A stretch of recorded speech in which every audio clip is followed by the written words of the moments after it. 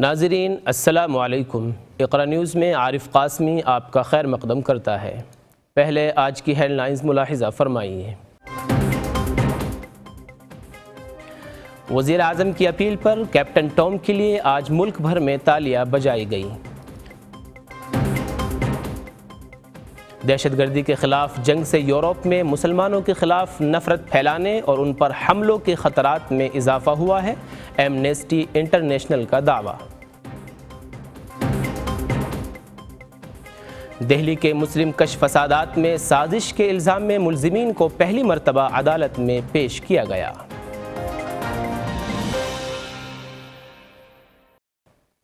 آئیے اب چلتے ہیں خبروں کی تفصیلات کی جانب۔ آجہانی کیپٹن ٹام کی خدمات کی ستائش کے طور پر آج ملک بھر میں وزیر اعظم بورس جانسن کی اپیل پر تالیاں بجائی گئی۔ اس ستائشی مہم میں وزیر اعظم نے خود بھی تالیاں بجائی۔ 100 سالہ کیپٹن ٹام کا منگل کے روز انتقال ہو گیا۔ انہوں نے اپنے ضعف کے باوجود اپنے گھر کے گارڈن کا 100 مرتبہ گشت کر کے NHS کے لیے 33 ملین پاؤنڈ جمع کر کے لوگوں کے دلوں میں گھر کر لیا تھا۔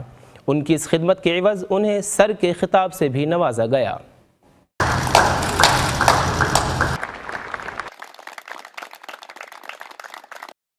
یورپی ممالک میں دہشت گردی کے خلاف جنگ نے ایک ایسا ماحول پیدا کر دیا ہے جس میں مسلمانوں کے خلاف نفرت پھیلانے اور ان پر حملوں کے خطرات میں مزید اضافہ ہو گیا ہے۔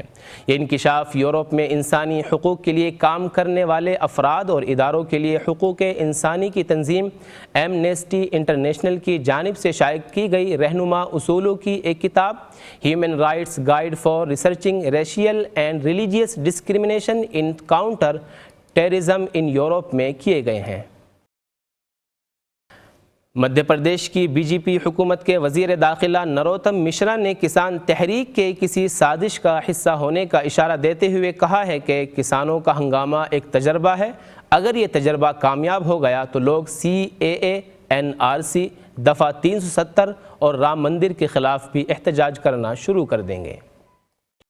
دہلی مسلم کش فسادات میں مبینہ سازش کیس کی پہلی عدالتی سماعت ہوئی ہے اور ملزمین کو پہلی مرتبہ عدالت میں پیش کیا گیا ہے۔ کرونا کی وجہ سے اب تک ان کی پیشی ویڈیو لنک کے ذریعے کی جاتی رہی ہے۔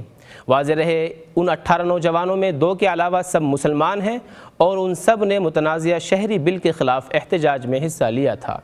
ان پر فروری 2020 میں دہلی کے خونی فسادات کی سازش رچنے کا الزام ہے۔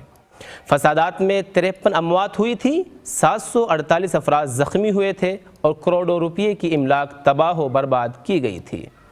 دریں اثنا ایک دوسرے عدالتی حکم میں دہلی پولیس کو ان فسادات کے دوران نظر آتش کی گئی شیو وہار کی مدینہ مسجد کا مقدمہ درج کرنے کو کہا گیا ہے۔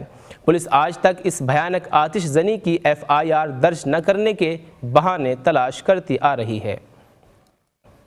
جموں کشمیر کی سابق وزیر اعلیٰ محبوبہ مفتی نے متعدد ٹویٹس کے ذریعے کہا ہے کہ کشمیریوں کو دہشت زدہ کرنے اور انہیں جھوٹے کیسز میں ملوث کرنے میں مقامی CID بھی مرکزی خفیہ اداروں کے ساتھ شامل ہو گئی ہے۔ انہوں نے الزام لگایا ہے کہ ان کی پارٹی PDP کے رہنما واحد پرہ کو اذیتیں دی جا رہی ہیں اور جھوٹے الزامات قبول کرنے پر مجبور کیا جا رہا ہے۔ بنگلہ دیش نے اقتصادی محاذ پر شاندار کارکردگی کا مظاہرہ کیا ہے اور اس کی برآمدات میں مسلسل اضافہ ہو رہا ہے۔ ورلڈ ٹریڈ اسٹیٹسٹکس ریویو 2018 کی رپورٹ میں بتایا گیا ہے کہ گزشتہ ایک دہائی میں بنگلہ دیش کے برآمدات کے شعبے کی آمدنی میں 2 پوائنٹس کا اضافہ ہوا ہے۔ رپورٹ کے مطابق بنگلہ دیش اب عالمی تجارتی میدان میں برآمد کنندگان کی فہرست میں 42ویں نمبر پر ہے۔ اس کے علاوہ یہ ٹیکسٹائل تیار کرنے والے ممالک میں سے ایک ہے۔ رپورٹ میں مزید کہا گیا ہے کہ بنگلہ دیش میں ٹیکسٹائل کی برآمدات سر فہرست ہے۔ پاکستانی وزیر اعظم عمران خان نے کہا ہے کہ بااثر اور طاقتور افراد کو جواب دہ بنانا ملک کی ترقی کے لیے اہم ہے۔